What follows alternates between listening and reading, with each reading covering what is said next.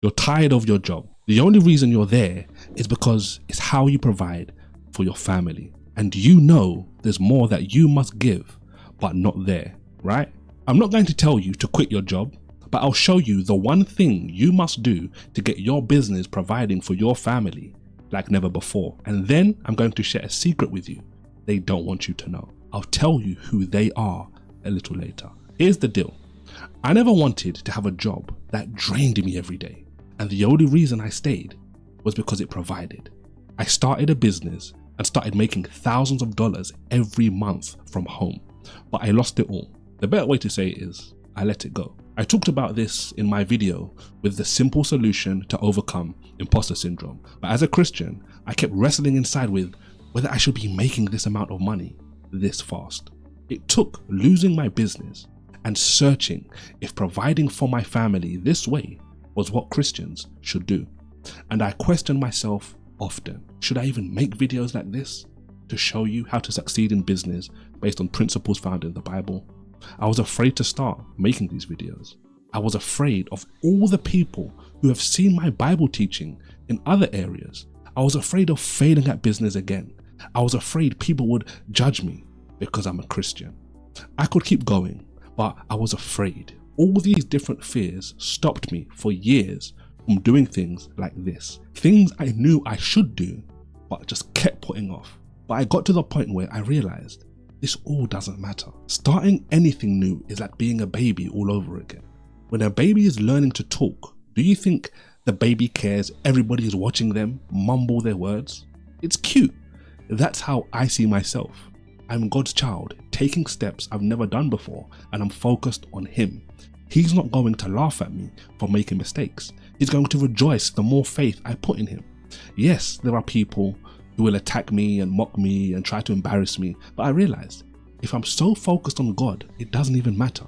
Until I overcame that fear of starting, I never started taking the steps. But once the fear was gone, now I'm excited to take the steps. This is why everything I do now in my business and all the business advice I give gets based on things in the Bible.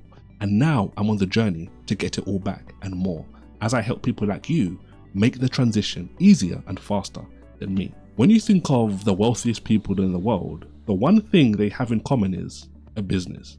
I knew this over 10 years ago, but the reason it didn't work out then, but will now, is because I know as a Christian, business is the key for me to provide.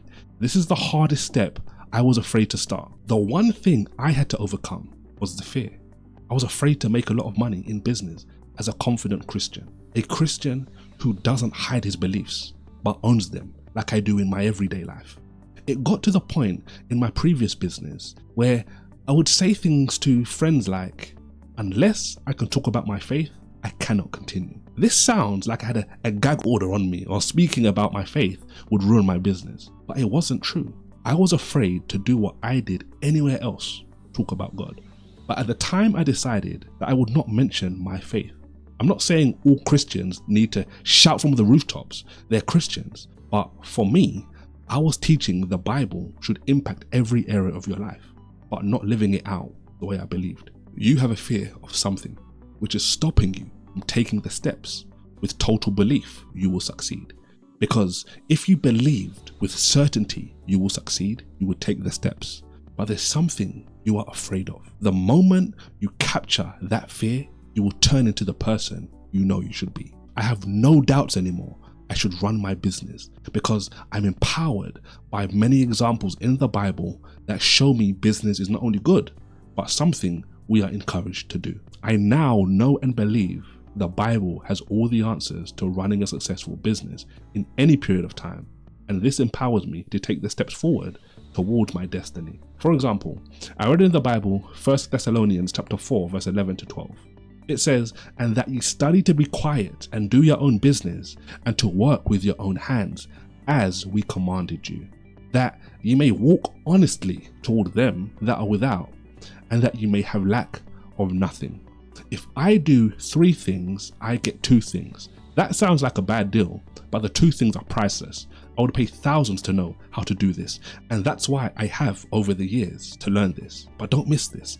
Even though these principles are free for all in the Bible, the 3 things are: study to be quiet, mind your mouth, Focus on your business, mind your money, and work. Don't be lazy. Mind your muscle. If I mind my mouth, money, and muscle, then I get to walk honestly with everyone. I access authenticity. People know they can count on me, and I won't lack anything. I access abundance. I have everything that I need. Imagine if right now, because you focused on working on your business quietly, you didn't lack, and you never expected any letters with red writing coming through the door. This is the formula. Mind your mouth, money, and muscle, then you access authenticity and access abundance. I read what scholars say about this verse, and most are saying the same thing. Paul was encouraging them to focus on their skills and do their jobs, and they wouldn't lack. The next time Paul writes to the Thessalonians, he says something similar as well. This is from 2 Thessalonians chapter 3, verse 12. He's speaking here about people who are not working, not minding their own business, as he said in the previous letter. He says, "We command and exhort by our Lord Jesus Christ that with quietness they work and eat their own bread." Paul made tents for a living. Scholars even say Paul encouraged entrepreneurship. But it's not only Paul. At least 4 of the disciples were fishermen. John's gospel suggests even more of them were. James and John had employees to help with fishing. These 4 disciples ran their own business. This gave them the freedom to preach the gospel and fulfill their calling, and your business will do the same. But if you don't overcome the fear to start, you will never see what God has in store for you. The point is, these are only some examples that helped me overcome the fear I had. Every fear I have, I destroy by building a case of scriptures in the Bible to wipe it out. The Bible has solutions to everything you are going through. When you overcome the fear that's holding you back, you will realize you don't have the time. But that's because the system doesn't want you to escape. But I share what all the wealthy people in the world do to escape this trap in this video right here. I do it and it will help you too. Go win and God bless.